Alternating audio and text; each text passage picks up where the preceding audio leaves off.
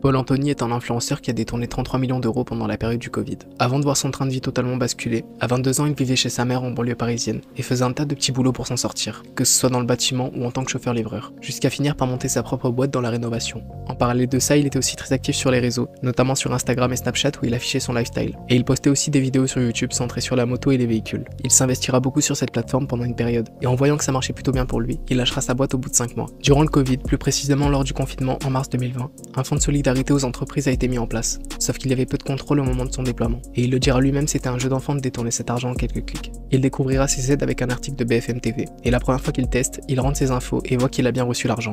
J'arrive sur le formulaire, nom, prénom, numéro de siret, email, RIB. C'est tout. Après, il fallait mettre bien sûr la catégorie pour bénéficier des aides. Sauf qu'il faisait un simulateur en fait. Donc quand on mettait la catégorie, on appuyait sur le simulateur, on savait ce qu'on allait toucher comme aide. Ah oui, d'accord. Donc je mets le simulateur, tout ça, etc. Et je vois qu'il me donne 1500 € par formulaire rempli avec la rétroactivité. Donc il donnait 4500 € d'un coup en remplissant. En 3 clics. Je crois que le formulaire, sans te dire de bêtises, il me prenait peut-être 35 secondes, 40 secondes à remplir. Vu qu'il détenait une information qu'a priori tout le monde n'avait pas, il décide d'en profiter et ce sera sur Snapchat qu'il créera des flyers pour proposer ses services auprès de sa communauté. Puis de là, tous les gens qui possèdent une entreprise peuvent le contacter, lui demander de faire les démarches et lui prenait une commission à chaque fois. La première fois qu'il lance ses services, une 60aine de personnes se proposent. Il remplit donc les formulaires de chacun et sur l'intégralité, aucun n'a été refusé. Il en déduit une chose, que ce système d'aide est automatisé et que l'État n'effectue aucun contrôle. Aucune de ces personnes n'a été localisée avant le processus, donc pour récupérer sa commission, il devait se déplacer dans toute la France en voiture. Et ça malgré la période de confinement avec le système d'attestation mis en place à ce moment-là. Donc là, je prends ma voiture, je vais récupérer mes 2000 € partout dans toute la France. Ah ouais, vraiment, tu bouges à ce point-là. Ouais, c'est pas que sur Paris, quoi. T'as pas pris des mecs localisés. Ah, pas du tout. J'ai pris ceux qui avaient des numéros de siret. Vers ton domicile, ouais, ok. Donc je prends ma voiture et je vais récupérer 2000 € par personne. Donc j'ai des rendez-vous toutes les 30 minutes pratiquement. Un dans le 94, un dans le 77. Ouais, tu t'es organisé, t'as fait un circuit. Je fais des secteurs, tu vois. Je fais des secteurs le matin, je fais mon trajet. Je vais récupérer là dans le 78, il y a peut-être 3 personnes. D'après dans le 94. Et tu récupères combien sur cette première salve là? Alors j'ai 60 clients, je récupère 120 000 € en espèces. Dans la journée? Non, dans la semaine. Ah oui, t'as fait. Première semaine, en allant récupérer tous les fonds que les gens me devaient. Je récupère 120 000 € en espèces. Et donc là, je me pose, fin de semaine, je regarde l'argent. Il faut savoir que l'argent sort de la banque. C'est de l'argent, entre guillemets, propre. Parce que les gens l'ont retiré de leur compte bancaire. C'est-à-dire qu'ils sont allés au guichet, les billets collent encore. Tu vois ce que je veux te dire? Ils sont encore liés par le DAB. Le quoi. produit, ouais, bien sûr. Tu vois? Donc je récupère cette oseille et je me pose et là je dis bon bah c'est mon nouveau travail, tu vois, c'est ça ma vie. Moi je suis comptable, je suis comptable, je fais des aides Covid.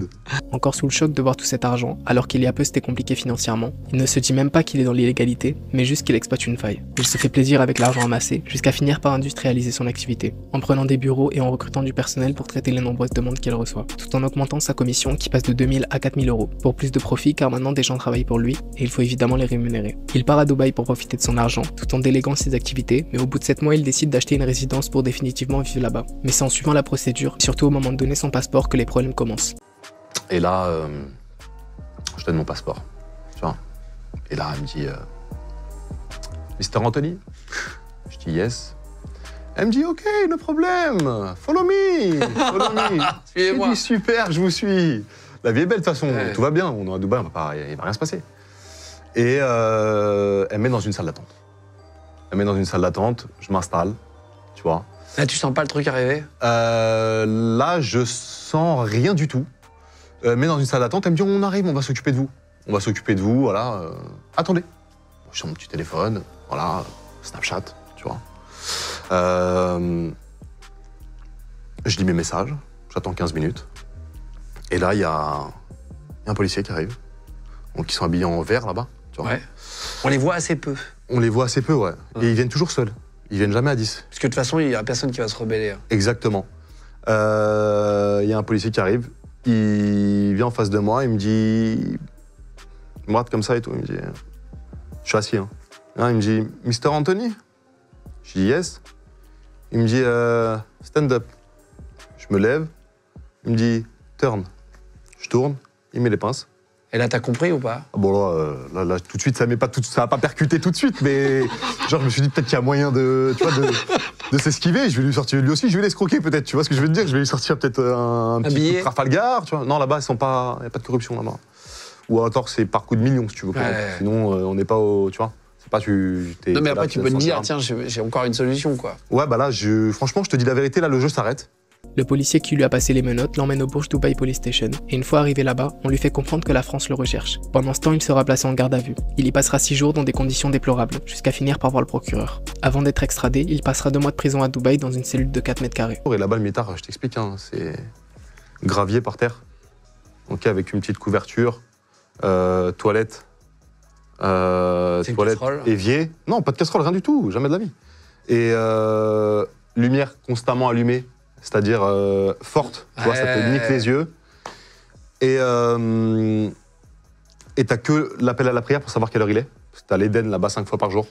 Donc tu te cales par rapport aux horaires et à l'Éden que t'entends. Des horaires de prière, tu vois. Donc tu sais à peu près quelle heure il est, sinon tu sais pas quelle heure il est. Ouais, oh là là. Parce que comme il fait tout le temps jour, tu sais pas. Ouais, t'as même pas de fenêtre ou quoi? Voilà, exactement. À son retour en France, Oman passait la douane pour récupérer ses bagages. Il se fera plaquer par des policiers et menotté. Il sera guidé jusqu'au juge d'instruction, et une fois arrivé dans son bureau, il lui fera comprendre que ce qu'il a trahi, c'est son besoin de tout afficher sur les réseaux. Car peut-être que sans ça, les autorités ne se seraient pas penchées sérieusement sur son cas. Une fois placé dans une prison française, il lui faudra 1 an pour être jugé, et il sera condamné à 7 ans de prison ferme, dont 1 an avec sursis et 80 000 € d'amende. Il trouvera que sa peine est démesurée, et fera appel puis sa condamnation finira par tomber à 4 ans ferme et 1 an avec sursis. Il sortira assez vite de prison pour une peine qui était initialement assez élevée, car ce sera au bout de 24 mois de prison qu'il sera libéré. Quand il a réalisé l'interview sur Légende, ça ne faisait qu'1 mois et demi qu'il était en liberté. Il y a un passage où Guillaume lui demande ce qu'il fait actuellement, et ses réponses sont assez vagues. Il y a 1 mois et demi. Et là, t'es toujours en conditionnel, là, encore? Exactement, je suis sous le régime de la conditionnelle, c'est-à-dire que j'ai des conditions à respecter. Ok. Les conditions, c'est rembourser 500 € par mois. À vie? Bah là, pour l'instant, c'est à vie, ouais. En tout cas, il n'y avait pas de date de fin sur le jugement. Parce que tu dois rembourser 7,5 millions, 9, tu disais, ouais. En tout, quoi. Bah, je dois 9 patates, là, pour l'instant. Donc je donne 500 € par mois. Et l'autre condition, c'est que j'ai un travail. Et que je travaille pour pouvoir rembourser ma dette. Ma dette, ouais. Et t'as un travail, là? Oui. Et tu fais quoi, comme boulot? Je suis commercial dans le bâtiment. Commercial dans le bâtiment. Mm-hmm. Et t'as réussi à garder un peu d'argent? Pas du tout. Pas du tout. Bon, non, pourquoi tu veux que je garde de l'argent? Je sais pas, je pose la question. Tonton. Non? Non. Et donc là, du coup, tu dois rembourser, parce que t'es pas solvable si tu rembourses 500 à vie. Bah là, je gagne un salaire.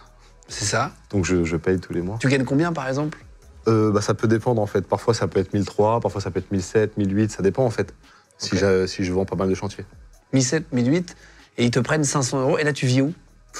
Là, je vis dans un... T'as pas encore compris ta leçon, toi? Et quand on regarde son Insta, il semble avoir trouvé un autre moyen de gagner de l'argent, qui n'est pas dans la rénovation comme il l'avait dit lors de l'interview. Ses activités restent quand même assez floues, car il redirige les personnes intéressées parce qu'il avance sur un canal Telegram administré. Mon but était de condenser au maximum son histoire. Si vous êtes intéressé et que vous voulez plus de détails, je vous conseille de regarder l'interview complète sur Légende.